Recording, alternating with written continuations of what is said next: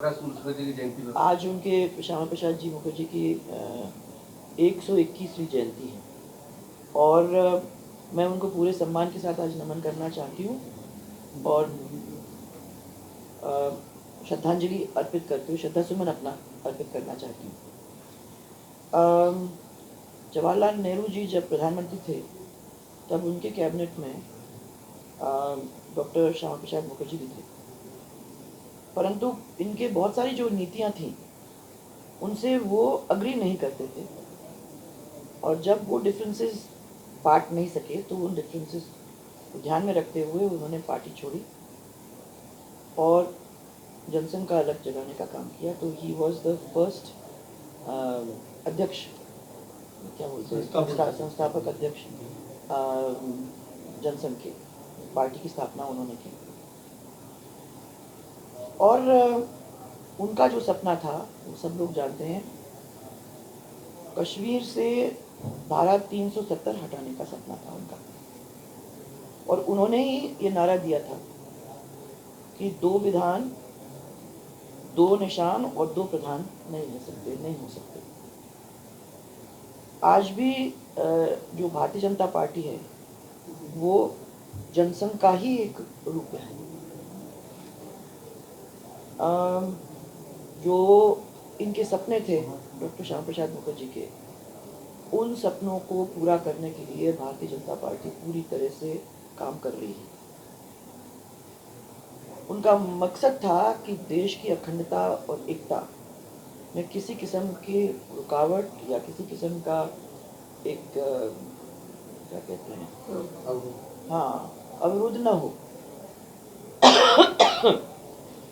और मैं आज उनको धन्यवाद देना चाहती हूँ, आदरणीय प्रधानमंत्री जी को और होम मिनिस्टर को, श्री अमित शाह जी को, जिन्होंने उनके इस सपने को पूरा करने के लिए 370 को हटाया और देश की एकता और अखंडता का जो उनका सपना था उसको पूरा करने का काम किया। एक प्रदेश के वर्तमान हालात जो चल रहे हैं उसको लेकर आप क्या सोचते हैं, क्या बदलाव होना चाहिए जिससे जो सांप्रदायिक व्यवस्था हो रही है? मैं अभी राजस्थान की बात करूँगी, क्योंकि ये जैसे जैसे पॉपुलेशंस बढ़ती हैं तो पॉपुलेशंस की ये एक प्रॉब्लम भी है, क्योंकि जगह तो उतनी है और उस जगह के अंदर जहाँ 10 आदमी थे वहाँ डबल ट्रिपल हो गए हैं, तो ऑब्वियसली एक दूसरे के बीच में प्रॉब्लम्स तो खड़ी होती हैं। तो सरकारों को भी उनको उसी तरीके से और नए सिरों से टैकल करने की ज़रूरत है। जो स्थितियाँ हैं, जो जिस तरीके से हम पहले टैकल करा करते थे उसमें अब ज़मीन आसमान का फ़र्क हो गया है, क्योंकि दुनिया डिजिटल एज में भी आ गई है और समस्या भी बदलती रहती हैं और उसको कैसे टैकल करें उसके सुझाव भी बहुत सारे नए नए हर साल से ईयर टू ईयर बदलते रहते हैं।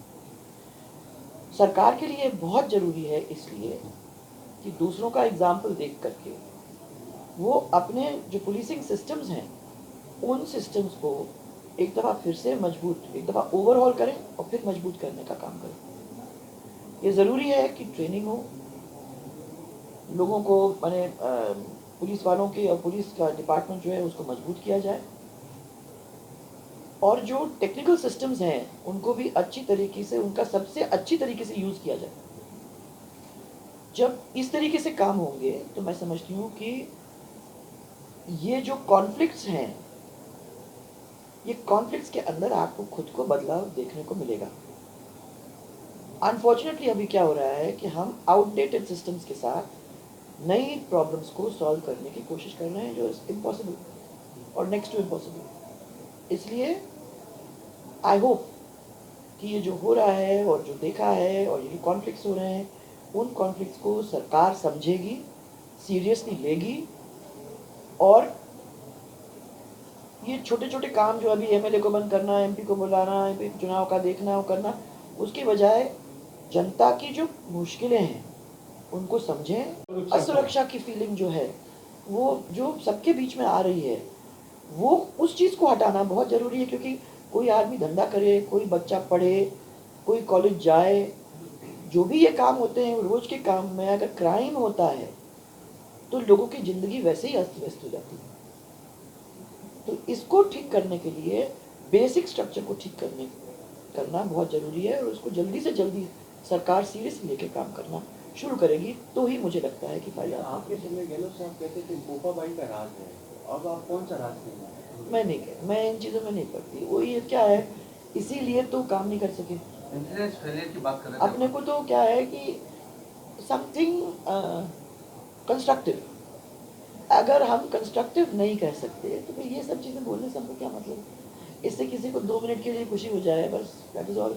जनता को हम क्या ठोस काम दे पा रहे हैं, ये इस चीज़ के लिए हम लोगों को, सबको, जो भी इस स्टेट को चला रहा है, जो सरकारें चला रहे हैं, उनका फर्स्ट जिम्मेदारी है कि भाई जनता हमारी सुखी है कि नहीं, और नहीं है तो उसके लिए हमें क्या करना है। सोचते हैं यार से भी बड़ा मुद्दा है, सेंट्रल गवर्नमेंट और स्टेट गवर्नमेंट स्प्लिट चल रहा है 13 जिलों का। मेरे को समझ में नहीं आ रहा कि ये क्लैश क्यों कर रहे हैं। सबसे पहले क्योंकि जो स्कीम हम लोगों ने बनाई थी वो मैंने चला के उन डिस्ट्रिक्ट्स के लिए बनाई थी जहाँ पानी के सोर्सेज हैं और यूज़ नहीं हो रहे हैं, और जहाँ सबसे ज़्यादा प्रॉब्लम्स उन डिस्ट्रिक्ट्स को हो रहे हैं। तो आप समझिए कि हम चंबल की साइड में हैं और हम पानी नहीं ले पा रहे हैं, दूर से दिखाई देता है परंतु यूज़ नहीं कर पा रहे हैं, तो क्या परिस्थिति हो रही होगी उस आदमी की, पानी पीने को नहीं है। तो उन नदियों को किस तरीके से जोड़ा जाए और उसके थ्रू उन डिस्ट्रिक्ट्स को किस तरीके से पीने का पानी पहले, और फिर एक्सेस पानी है तो सिंचाई का पानी किस तरीके से हम उनको दे सकें, इसके ऊपर सोचते हुए हम लोगों ने ये प्रोग्राम बनाया। प्रोग्राम बनाने के बाद हमने यहाँ से लेके वहाँ अलवर तक, कोटा, धौलपुर, ये सब करते हुए 13 डिस्ट्रिक्ट्स को अलवर तक पहुँचाने का काम किया। अलवर आप लोगों को सबको मालूम है कि सबसे ज़्यादा संकट से अभी निकल रहा है, मैंने देयर इज़ एब्सोल्युटली, और हमारा सबसे नेशनल कैपिटल रीजन और दिल्ली के साथ जुड़ा हुआ एरिया है। तो आप ये समझिए कि वो एरिया है जहाँ लोग स्पिल आउट करते हैं नेशनल कैपिटल रीजन से, वहाँ अपने इंडस्ट्रीज इस्टेब्लिशमेंट करने के लिए बहुत सारी कंपनीज ही नहीं, देश भी आ रहे हैं। अब वहाँ पानी नहीं है तो राजस्थान का इमीडिएट डिसएडवांटेज हो जाता है। तो यहाँ से लेके पानी कैसे वहाँ तक ले जाएं, लोगों को पीने का पानी कैसे वहाँ उनको तरसना ना पड़े, उसके ऊपर हम लोगों ने ERC बनाई। और ERC बनाने के बाद हम लोगों ने जो उसमें प्रिकॉशंस लेने की ज़रूरत थी, जिनसे बात करने की ज़रूरत थी, वो सब करा के हम लोगों ने DPR वगैरह सबका इंतजाम कर दिया। और सरकार हमारी जाने से पहले हम लोगों ने ऑलरेडी कोटा का नौनेरा बराज पे काम करना शुरू कर दिया था। 1600 करोड़ का प्रोजेक्ट था, 1000 करोड़ हम लोगों ने ऑलरेडी दे दिए थे और काम भी चालू हो गया।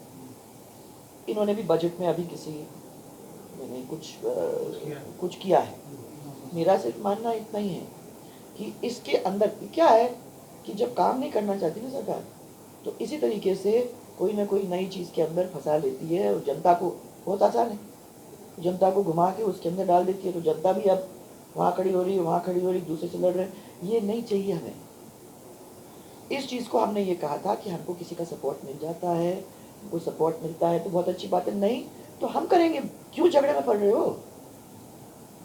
अभी तो 1.5 साल निकालना है, दिख रहा है, 1.5 साल निकालना है ना, तो दिख रहा है, और फिर भी आपको दिखाना है कि भाई नहीं, हम आपके तो खैर ख्वाह हैं। कैसे कर सकते हैं? यही हो रहा है।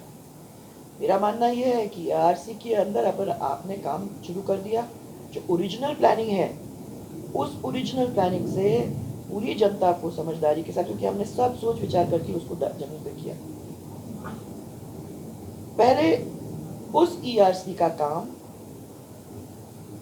शुरू कर दें, काम चलता रहे साइड बाय साइड, आप एक्सप्लोर करते रहिए पॉसिबिलिटीज़ कि हमको कहाँ से लोन मिल सकते हैं, हमको कहाँ से सपोर्ट मिल सकता है, वो साइड बाय साइड चलता रहे।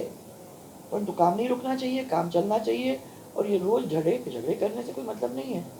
जनता को दिखा दे कि एक्चुअली मैं मीन करता हूँ, मैं कोशिश कर रहा हूँ कि किसी भी तरीके से ये इतना बड़ा काम, इतना बड़ा प्रोजेक्ट, 13 डिस्ट्रिक्ट की ज़िंदगी के साथ जुड़ा हुआ प्रोजेक्ट, उसको किस तरीके से ज़मीन पर लाने का काम करें।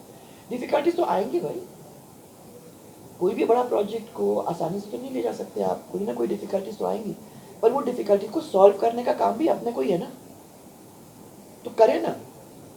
हर चीज़ का रास्ता निकलता है अगर आप मन से बैठ के सोच करके काम करें।